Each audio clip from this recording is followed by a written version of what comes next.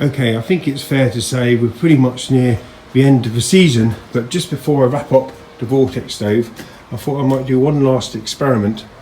So basically I've just added some ceramic fiberboard all the way around the top to make the top box quite deep. I've just been hanging out to try this out. I did make a few trial experiments earlier on, but we'll see how this one goes. So basically now the top box will be 6 inches deep. Just to note that I've been very careful using this ceramic fibre. I've coated it all in water glass, apart from the tiny little bits I've put up here. It's quite dangerous to get in your lungs, even though this is the Vitcas body soluble product. Nevertheless, always take care. So anyhow, we'll put the glass on top and we'll see what happens when we light it. Okay, so the fire's going. I only put a few small sticks of wood in there.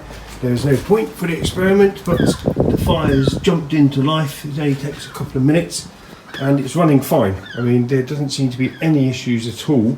It's going up the chimney. We'll have a quick look outside here.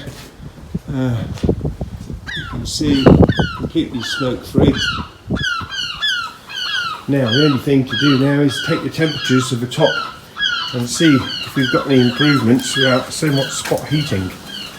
Okay, so I've put the cast iron metal grill on top just to add some weight to the glass because we haven't got the best air seal around here. But the proof of the pudding is what are the temperatures on the glass and are they more equal? So I've got my gun here and basically we've got 264 in the middle, and if we move around we've got 261 down that edge, 257 down that edge, and if we move down towards the front we've got 265. Right down this far corner we've got 26D, and down that far corner at the colder spot by the chimney we've got 219. Sorry, I'm sure this is not showing up very well. 230.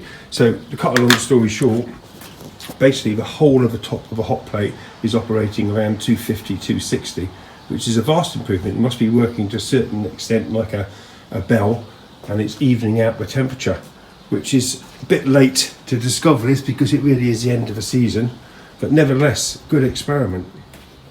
So just as a further experiment, I've added a few pieces of wood, just 3 pieces of wood on top of the existing fire, and in the past this has caused some nasty thermal override and the fire goes absolutely ballistic and pours out smoke.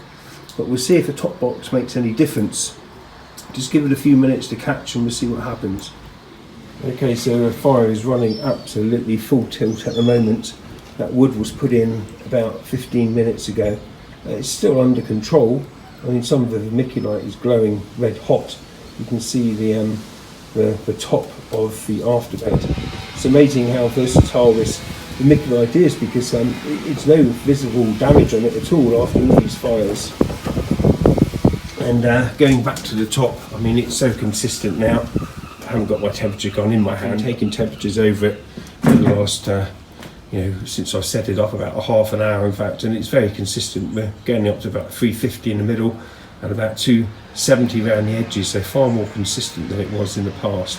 It's all good news. So the fire's dying down now. It's been lit for about 1 hour, and I did add a few sticks about half an hour ago, but there was never much fuel put in it to start with. So it's done well. I mean, it's worked really well as usual. It seems so easy to fire up this little 4-inch vortex.